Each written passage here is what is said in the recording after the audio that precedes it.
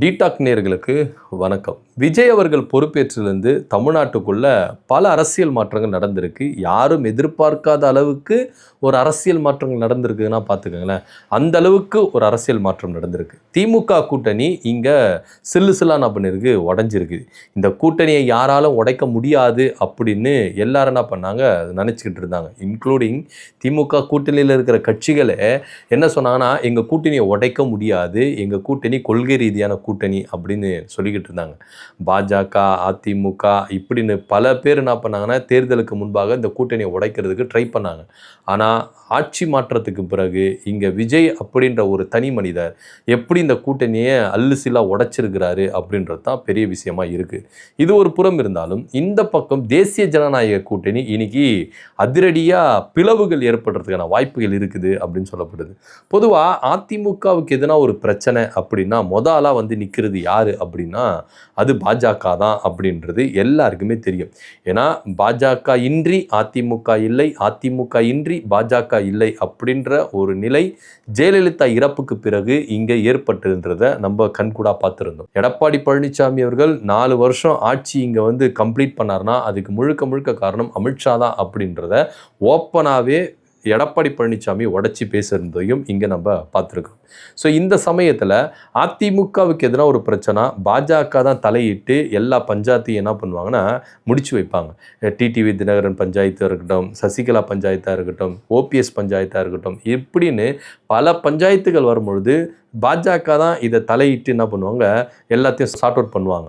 இது மாத்திரம் இல்லாமல் எடப்பாடி பழனிசாமிக்கு சட்ட ரீதியாக ஒரு நெருக்கடி வரும்போது கூட பாஜக எந்த அளவுக்கு அவங்களுக்கு ஆதரவாக இருந்திருக்கிறாங்க அப்படின்றது எல்லாத்தையுமே நமக்கு தெரியும். ஸோ இப்படி இருக்கும் பொழுது இந்த கட்சிக்கும் சரி, இந்த கூட்டணிக்கும் சரி, பாஜக தான் ஒரு பெரிய தலைமை அப்படின்றதுல எந்தவித மாற்று கருத்தும் இல்லை. அதுக்கப்புறம் அமமுக டிடிவி தினகரன் நீங்கள் எடுத்துக்கிட்டீங்கன்னா, டிடிவி தினகரனை எப்படியாவது இந்த கூட்டணிக்குள்ளே கொண்டு வரணும் அப்படின்ற முழு மூச்சோட அண்ணாமலை ஒரு பக்கம், நயினார் நாகேந்திரன் ஒரு பக்கம், அமித்ஷா ஒரு பக்கம் சொல்லிட்டு முக்கோண வடிவில் என்ன பண்ணாங்க, ஸ்கெட்சு போட்டு பேசிக்கிட்டு இருந்தாங்க.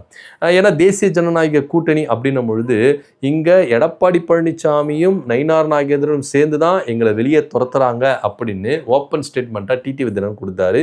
இன்க்ளூடிங் ஓபிஎஸும் கூட. ஏன்னா ஓபிஎஸ் டிடிவி தினகரன்லாம் என்டிஏ கூட்டணியில் தான் இருந்தாங்க. இந்த என்டிஏ கூட்டணி அப்படின்றதுல எடப்பாடி பழனிசாமி தலைமை அப்படின்னு இந்த தேர்தலில் வந்ததுல இதை டிடிவி தினகரனும் ஏற்றுக்க முடியல, ஓபிஎஸ்ஆலையும் ஏற்றுக்க முடியல அப்படின்றது தான் நிதர்சனமான உண்மை.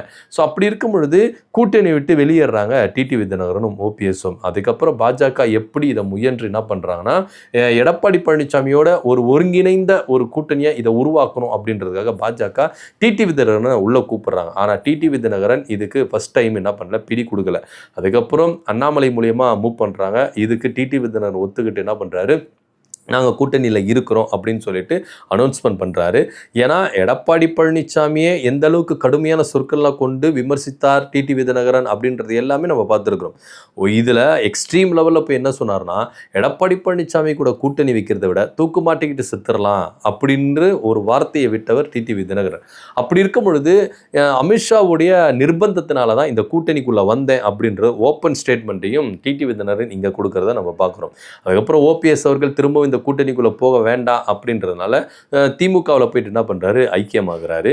அதுக்கப்புறம் இந்த கூட்டணியில் டிடிவி தினகரன், எடப்பாடி பழனிசாமி அப்படின்றவங்க எந்த அளவுக்கு ஒரு அண்ணன் தம்பி போல் என்ன பண்ணுறாங்க, பழகியிருக்காங்க, என்ன பண்ணுறாங்க, இது வரைக்கும் ஒற்றுமையாக இருக்கிறாங்க. இன்னும் சொல்லப்போனால் அமமுகவை முழுசாக கலைச்சிட்டு அதிமுகவில் இணையறதுக்கு டிடிவி தினகரன் உடன்பட்டு விட்டார் அப்படின்ற செய்தியெல்லாம் ரொம்ப அரசல் புரசலாக பரவின்னு இருக்கு. ஏன்னா அதிமுகவில் நிர்வாகிகள் என்ன பண்ணுறாங்கன்னா, கொத்து கொத்தா என்ன பண்ணுறாங்க, தாவேக்கால இணைகிறாங்க. இதை பாஜக கொஞ்சம் கூட தலையிடாமல் தூரத்தில் நின்று வேடிக்கை பார்க்குறதா இங்கே பேசப்படுறாங்க. ஏன்னா நிர்வாகிகள் இப்படி சதறி போகிறதுனால அதிமுக பெருசாக இங்கே மைனஸ் ஆகிட்டு இருக்கு. ஏன்னா அதிமுகவை வச்சு தான் பாஜக இங்கே வளர முடியும் அப்படின்ற ஒரு கருத்தும் இங்கே நிலப்படுது.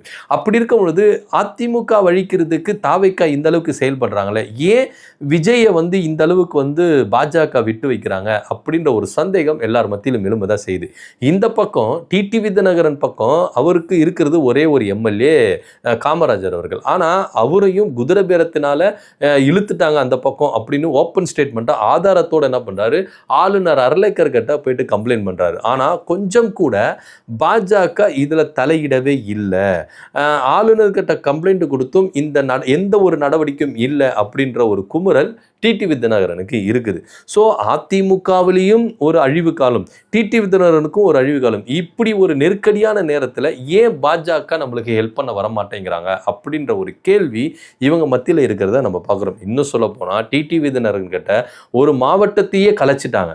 அம்மா மக்கள் முன்னேற்ற கழக நிர்வாகிகள் எல்லாருமே கலைஞ்சிட்டு என்ன பண்ணுறாங்கன்னா ஒட்டுமொத்தமாக போய் தாவேக்காவில் இணைகிறாங்க. ஸோ அப்படி இப்படின்னு சுற்றி பார்த்தீங்கன்னா அதிமுக, அம்மா மக்கள் முன்னேற்ற கழகம் இந்த இரண்டு கட்சிகளையும் தாவேக்கா அப்படின்ற ஒரு கட்சி வளர்ந்து எல்கேஜி கூட போகாத ஒரு கட்சி இப்படி கபலீகரம் பண்ணுதே அப்படின்ற ஒரு குமுறல் இந்த ரெண்டு பேருக்கும் இருக்குது. ஆனால் இதை ஏன் பாஜக வேடிக்கை பார்க்குது அப்படின்ற ஒரு கேள்வி தான் இவங்களுக்கு இருக்குது.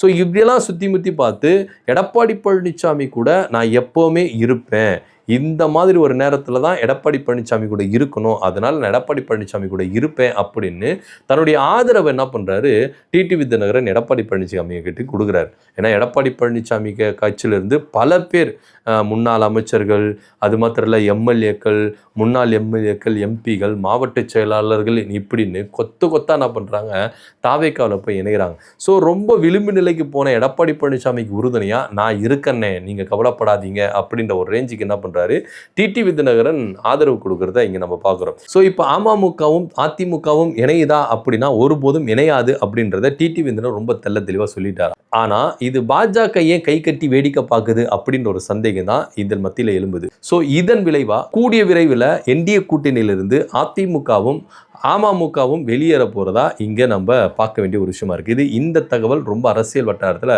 ரொம்ப பரவிட்டு இருக்கு. ஏன்னா பாஜக இவங்களை கையை விட்டுட்டு விஜயை தேர்ந்தெடுத்துட்டாங்க. ஏன்னா விஜயை வச்சு, ஏன்னா ஆட்சி அதிகாரத்தில் அவங்க இருக்கிறதுனால விஜயை வச்சுட்டு இங்கே தங்களுடைய செயல் திட்டங்களையும் தங்களுடைய திட்டங்களையும் கொள்கைகளும் இம்ப்ளிமெண்ட் பண்ணிடலாம் அப்படின்ற ஒரு ரேஞ்சுக்கு தான் பாஜக இங்கே நினைக்குது அப்படின்னு பார்க்குறாங்க. ஏன்னா இங்கே இருக்கிற தாவேக்க அரசு பாஜக கூட கொஞ்சம் இணக்கமாக போகிறதையும் இங்கே நம்ம பார்க்குறோம். அப்படி இணக்கமாக போகிற சூழ்நிலையில் கொஞ்சம் கொஞ்சமாக ஒவ்வொரு திட்டங்களையும் இங்கேருந்து என்ன பண்ணுறாங்க, தமிழ்நாடு அரசு ஏற்றுக்கிறாங்க. இப்போ உதாரணத்துக்கு மகாத்மா காந்தி தேசிய வேலைவாய்ப்பு, இந்த 100 நாள் வேலைவாய்ப்பு இருக்குல்ல, இதை பேரை மாற்றினாங்க, விபி ஜிராம் அப்படின்னு சொல்லிட்டு மாற்றினாங்க. இந்த திட்டத்தை திமுக அரசு ஏற்றுக்கவே இல்லை. ஏன் அப்படின்னா ஊதியம் சேலரி அப்படின்றது வந்து 60-40, ஒன்றிய அரசு 60, ஸ்டேட் கவர்மெண்ட் 40 அப்படின்ற ரேஞ்சில் பகிர்ந்து கொடுக்கலாம் அப்படின்ற ஒரு கட்டாயத்தை என்ன பண்ணாங்க, திணிச்சாங்க. ஆனால் இங்கே நிதி சுமை அதிகமாயிரும் அப்படின்னு சொல்லிட்டு இந்த திட்டத்தை என்ன பண்ணாங்க, எதிர்க்கிறாங்க. ஆனால் இப்போ தாவேக்க அரசு விஜய் அவர்கள் என்ன பண்றாரு, இந்த திட்டத்தை மனதார என்ன பண்றாரு, ஏத்துக்கிறாரு. ஸோ இங்க விஜயோடைய நிலைமையை பாஜக ரொம்ப கவனிச்சு என்ன பண்றாங்க, இவர் நம்ம ஆளுப்பா, அதனால என்ன பண்ணலாம், இவருக்கு எல்லாமே சப்போர்ட் பண்ணலாம் அப்படின்னு பாஜக அதிமுகவையும் அமமுகவையும் விட்டுட்டு தாவேக்காவை சூஸ் பண்ணிட்டாங்களா அப்படின்ற ஒரு அச்சம் இங்க நிலவுறதுனால தேசிய ஜனநாயக கூட்டணியிலிருந்து அதிரடியாக அதிமுகவும் அம்மா மக்கள் முன்னேற்ற கழகமும் வெளியேற சூழ்நிலை உண்டாயிருக்கு அப்படின்ற ஒரு தகவல் தான் இப்போ ரொம்ப பரபரப்பாக இருக்குது.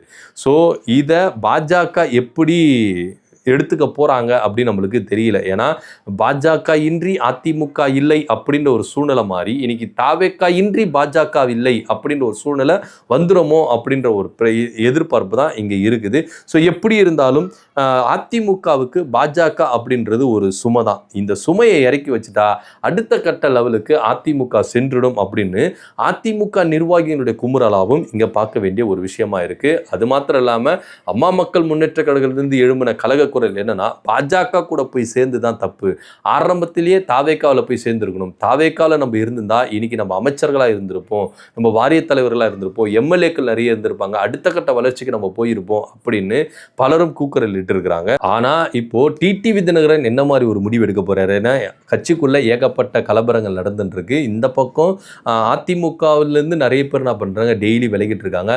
இதுல எல்லாத்திலையும் பாஜக இறங்கி எந்த மாதிரி ஒரு முடிவு எடுக்க போறாங்க, திரும்பவும் பழைய கூட்டாளிகள்லாம் ஒன்று சேர போறாங்களா, இல்ல புது கூட்டாளியை கிடைச்சிட்டாங்க அப்படின்னு சொல்லிட்டு அதிமுகவையும் அம்மா மக்கள் முன்னேற்ற கழகத்தையும் உதறித்தள்ள போதா பாஜக அப்படின்றதா இங்க பார்க்க வேண்டிய ஒரு விஷயமா இருக்குது. இதை பத்தியோட கருத்து அப்படின்னு கீழே கமெண்ட் பண்ணுங்க. நன்றி, வணக்கம்.